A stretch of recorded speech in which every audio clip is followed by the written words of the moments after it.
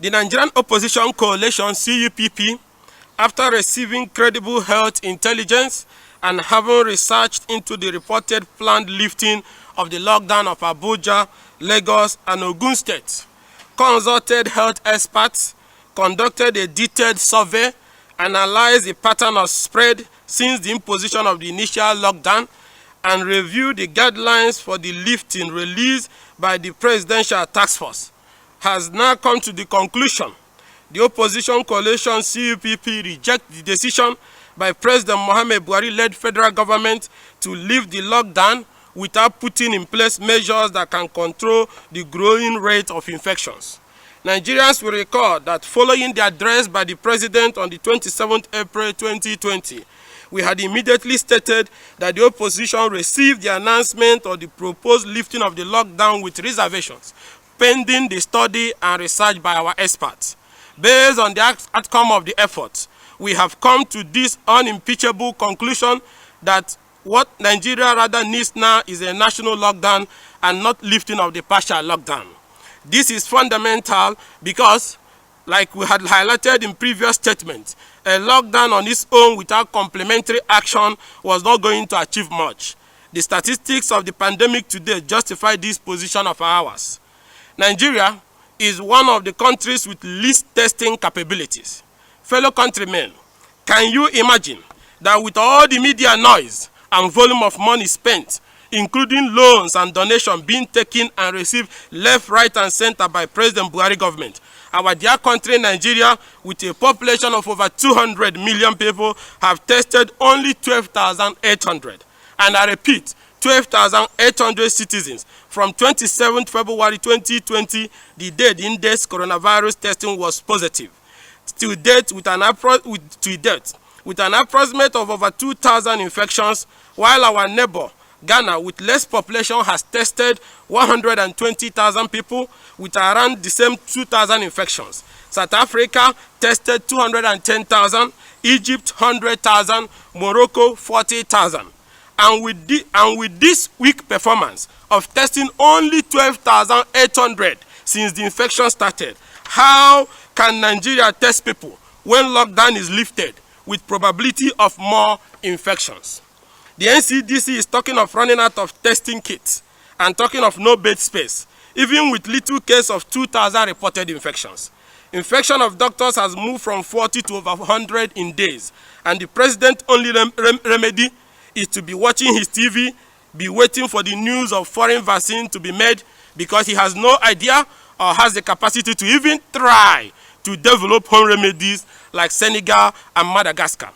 And you want to allow such a man open the gate for people to roam the street because he ruined the economy and squandered the palliative that would have kept people at home.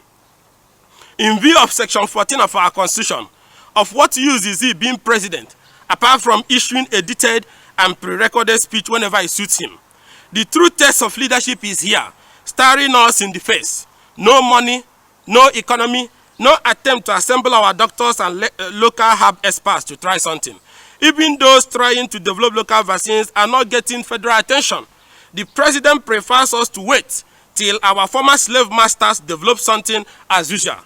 Nigerians, be careful as you come out, because the worst can happen now, as the health institutions and strategies Buhari put out are weak. And I repeat, are weak.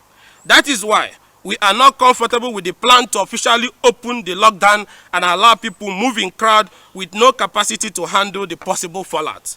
We hereby declare that President Buhari's lifting of the lockdown without complementary action cannot achieve the targeted aim of revamping the economy, as the virus will painfully and unfortunately spread again, and thereby force the government to shut down again, and this time under that circumstances.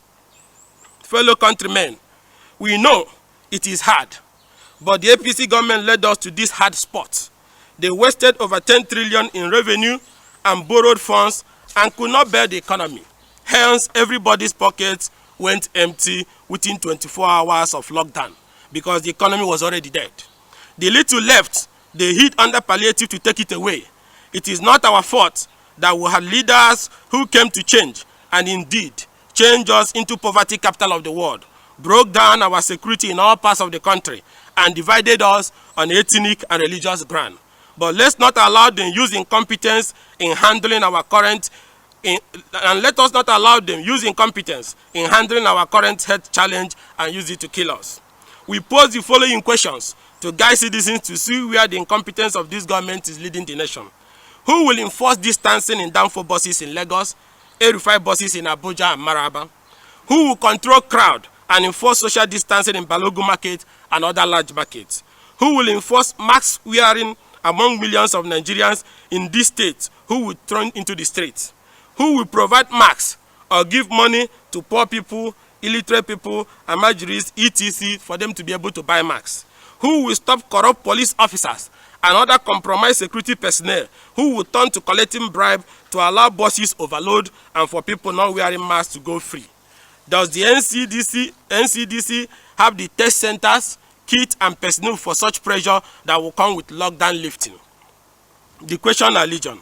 Hence, we reject the planned move to allow people to return to the streets when the level of indiscipline, corruption, and desperation to make money is high, while capacity for crowd control and relevant institutions to checkmate any rise in the spread of the virus are also very weak. We have also looked at the case of Ghana, Germany, and other jurisdictions that lifted the lockdown earlier. Then they should have the virus infection spikes.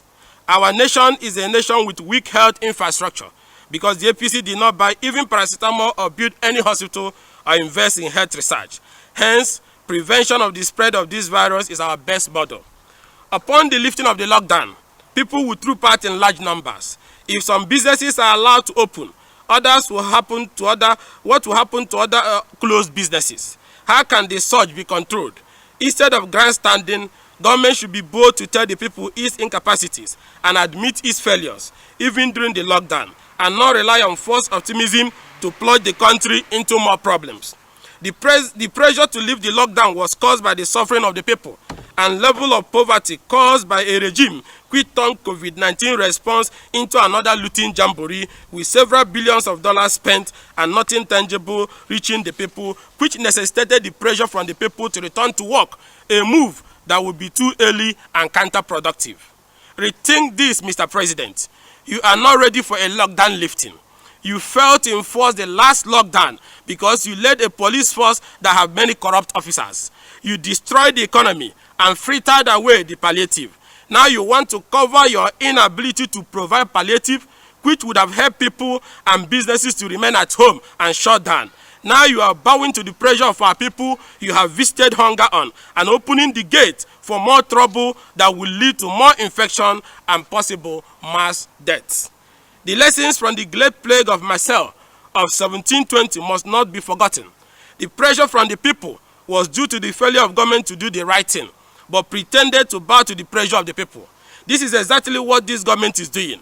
Hospitals in Lagos are already overwhelmed, and there is shortage of bed spaces. Same will soon happen in Kano, FCT, and Borno and Gombe. If there is a spike, how would the victims be cared for? When that unfortunate time comes, the president will not remember the economy. The Great Plague of Marseille is a huge warning to government never to prioritize the economy ahead of human lives and public health. It can be a very costly mistake. Also, Nigerians has at least 113 health workers already infected. It shows that the medical manpower for the fight has already been greatly reduced. The Nigerian Center for Disease Control has, within the availability of its resources, done its best, and commendably too, but has obviously shown that it has been overwhelmed because it does not have the capacity for aggressive testing, contact tracing, isolation, and treatment. The sheer number of figures putting more pressure on NCDC will make the situation more worse. Hence, lifting the lockdown now will compound the challenges. After extensive investigation and review of information at our disposal, facts show that government have not put in place any sustainable sensitization or proper machinery in motion to curtail the spread of the virus after the lockdown lifting. The Nigerian Center for Disease Control testing ability has not been properly strengthened to handle mass infections that will come out from spread if lockdown is lifted. The enforcement has not improved, as men of the police are still collecting bribes to allow defaulters to move on across states or extorting them. The use of masks has not been made legally compulsory to allow for prosecution or punitive actions against defaulters. The parliament, when they opened, instead of making law to make the use of face masks mandatory with punitive action for those who refuse to wear face masks, only went and approved 850 billion loan for the president to take again and close their chamber and run under their bed. The access to masks by poor people or less privileged who will be thronging public places, buses and markets have not been put in place. And in view of that, we, the opposition, wish to warn that we do not subscribe to nationwide lifting of the lockdown with weak health measures which cannot handle a viral spread.